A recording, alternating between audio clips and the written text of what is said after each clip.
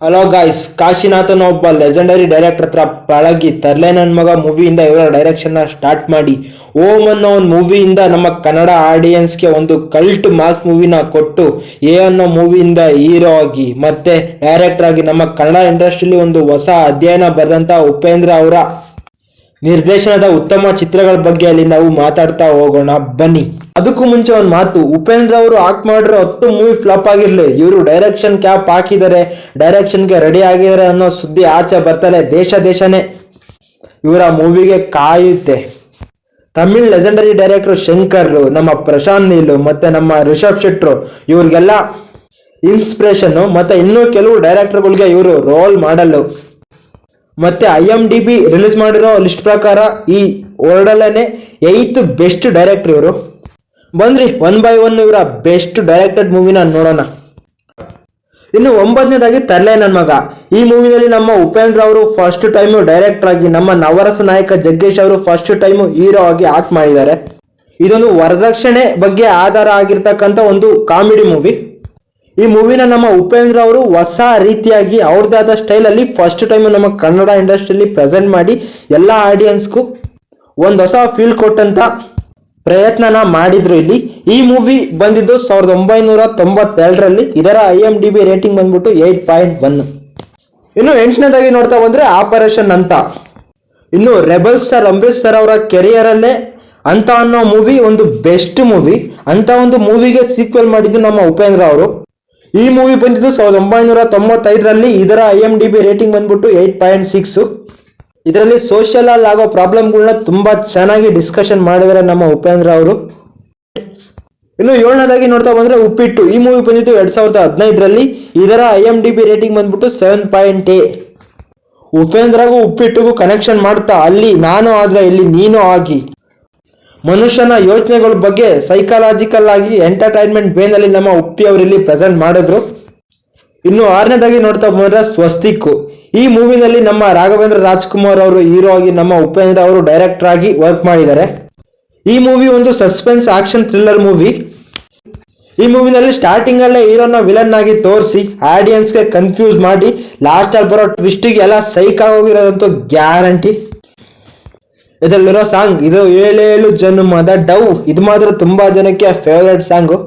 ನಮ್ಮ ಸ್ಯಾಂಡಲ್ವುಡ್ಗೆ ಮೂವಿನ ಹಿಂಗೂ ಮಾಡ್ಬೋದು ಅಂತ ತೋರಿಸ್ಕೊಟ್ಟಂತ ಮೂವಿ ಇದು. ಈ ಮೂವಿ ಬಂದಿದ್ದು 1999ರಲ್ಲಿ. ಇದರ IMDb ರೇಟಿಂಗ್ ಬಂದ್ಬಿಟ್ಟು 8. ಇನ್ನು 5ನೇದಾಗಿ ನೋಡ್ತಾ ಬಂದ್ರೆ ಸೂಪರ್. ಈ ಮೂವಿ ಬಂದಿದ್ದು 2010ರಲ್ಲಿ. ಇದರ IMDb ರೇಟಿಂಗ್ ಬಂದ್ಬಿಟ್ಟು 8. ಈ ಮೂವಿನಲ್ಲಿ ಪ್ರಜಾಪ್ರಭುತ್ವ ಅನ್ನೋದು ಹೆಂಗಿರ್ಬೇಕು ಅಂತ ಎಂಟರ್ಟೈನ್ಮೆಂಟ್ ವೇನಲ್ಲಿ ಬ್ರಿಲಿಯಂಟ್ ಆಗಿ ಉಪ್ಪಿ ಅವರು ಪ್ರೆಸೆಂಟ್ ಮಾಡಿದ್ದಾರೆ.